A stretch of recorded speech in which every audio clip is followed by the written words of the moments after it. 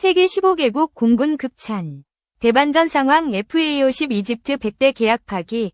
순식간에 상황 역전된 영국 회방. 한국항공우주산업이 필리핀과 경전투기 FA-50 추가 공급에 대한 협상 막바지에 이르렀다. 이르면 올해 상반기 400억 필리핀 페소, 약 1조 원 규모의 12대 공급 계약을 체결한다. 남중국해 분쟁으로 군비 지출 확대를 추진 중인 필리핀에서 수출을 확대한다. 16일 필리핀 국방부와 맥스디펜스 필리핀스 등 외신에 따르면 국방부는 지난달 13일 현지 시간 KAI의 FA-50 도입과 관련해 세부 내용을 담은 협상 운영 세칙을 공식 승인했다. TOR 승인 절차를 완료한 만큼 상반기 FA-50 12대 구매 계약을 맺을 것으로 전망된다.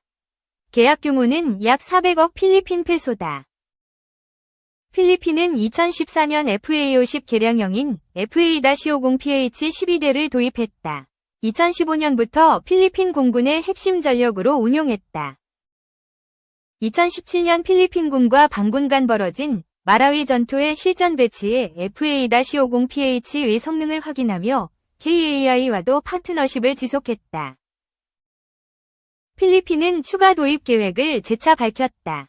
필리핀 공군 대변인 메이나드 마리아노 대령은 지난 2022년 FA-50PH 12대를 추가 검토하고 있다고 말한 바 있다. KAI는 협상에 적극 임했다. 작년 3월 필리핀 클락 공군기지에서 열린 2024 필리핀 에어쇼에 참가해 FA-50과 한국형 초음속 전투기 KF-21, 보라매 등 차세대 전투체계 포트폴리오를 공개했다. 필리핀 정부와 군 관계자들과 만나 FA-50 추가 구입을 위한 논의를 구체화했다. FA-50PH의 후속 지원도 맡았다. 작년 9월 필리핀 국방부로부터 PBL, 성과 기반 군수 지원, 사업자로 선정됐다. 1년간 수리 부속의 소요 산정과 획득, 정비, 수송, 재고 관리, 항공기 운영을 위한 기술 지원을 수행한다. 시범 사업을 토대로 단연 계약을 추진한다. KAI는 기존 협력을 발판 삼아 필리핀에서 FA-50 추가 주문을 따내고 KF-21까지 수주 질주를 이어간다는 포부다. KAI는 지난해 필리핀으로부터 정보 제공 요청서를 받아 작성한 것으로 알려졌다. 남중국해 분쟁에 대응해 안보 강화에 힘쓰고 있는 필리핀의 핵심 파트너로 KAI의 역할이 커지고 있다. 필리핀은 지난해 방위비를 2,781억 필리핀 페소, 약 6조 9,100억 원로 책정했다. 길버트 테오도로 국방장관은 작년 7월 국방비를 국내 총생산의 1% 이상으로 늘리는 방안을 모색하고 있다고 밝혔었다. 2. 남북대치가 K방산 경쟁력 높여 비공 K9 자주포 미 서통했다. 가장 한국적인 것이 가장 세계적이라는 말은 K방산에도 적용된다. 북한과 70여 년간 대치하고 있는 현실은 힘들지만 돌이켜보면 이는 한국의 무기 개발과 생산 능력을 최고치로 끌어올린 토양이 됐다. 여기서 태어난 것이 실전에서 검증된 고품질 무기다.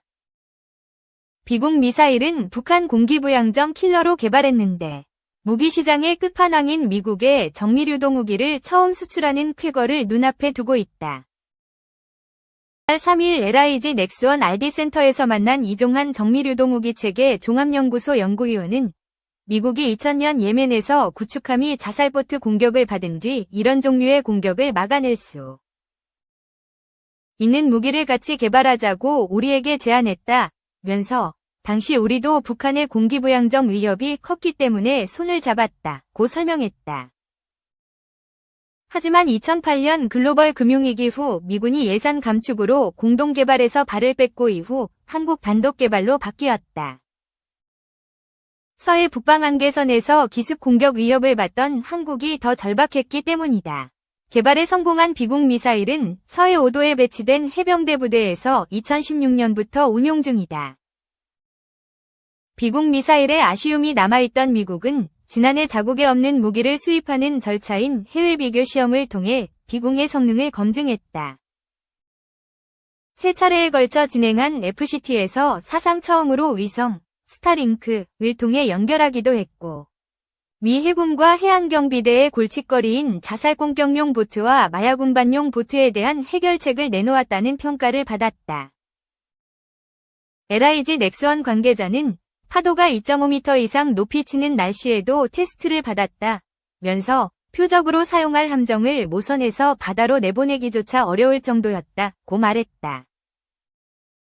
비공 미사일의 가장 큰 특징은 발사 후 망각 방식이다.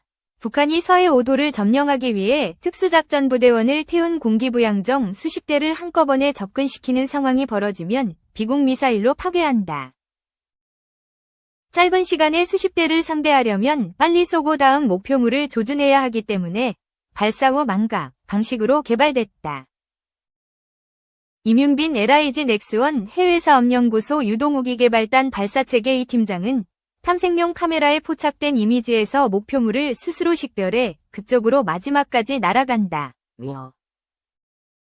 이런 기능을 알고리즘으로 구현한 것이 비공 미사일의 핵심이라고 강조했다. 비공의 두 번째 특징은 가성비다.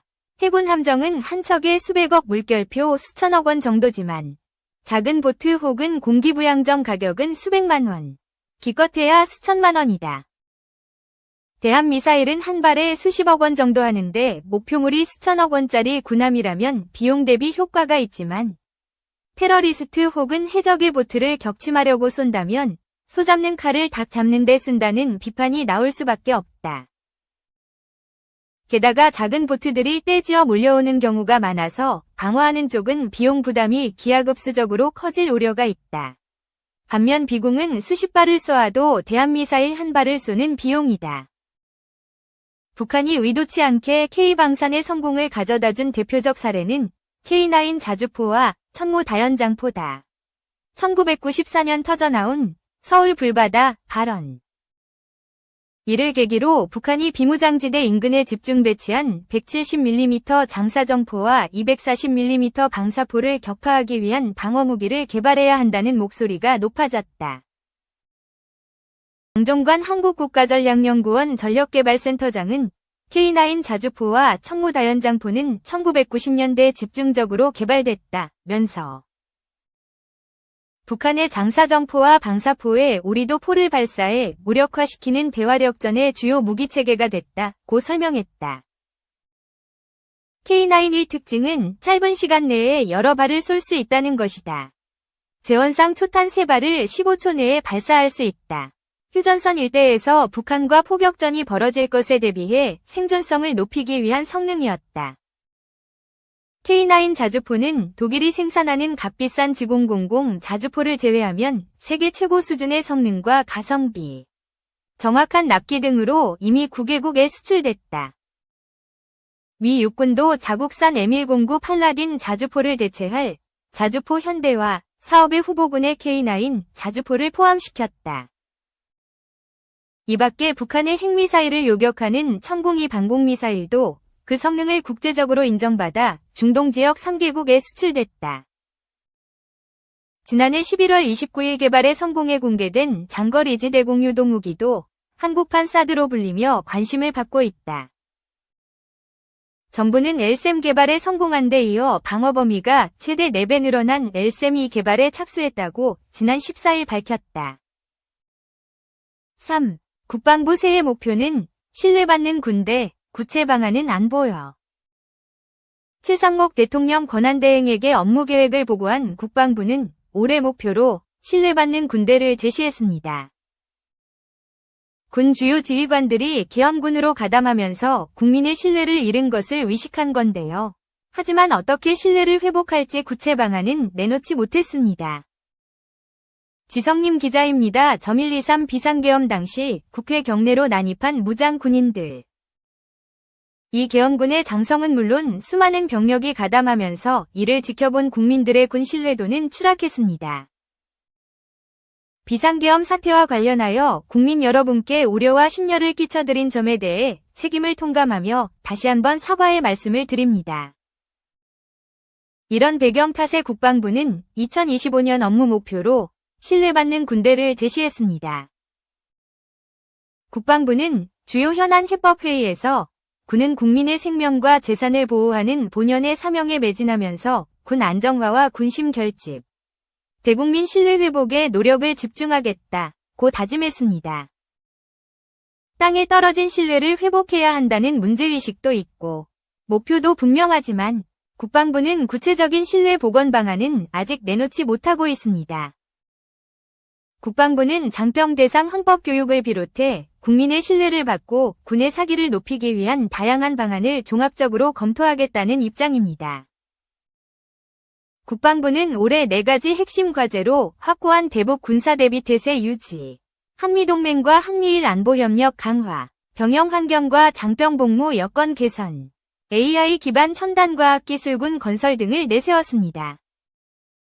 특히 초급 간부 기본급의 경우 최대 6.6% 인상하고 경계작전 부대의 시간외 근무 수당은 실제 근무 시간을 반영키로 했습니다. 이와 같은 처우 개선 결과 올해부터 최전방 감시소초 하사는 최대 월 500여만 원, 잠수함 근속 5년차 중사는 월 570만 원, 공군 전투기 조종사는 월 800여만 원까지 받을 수 있다고 설명했습니다.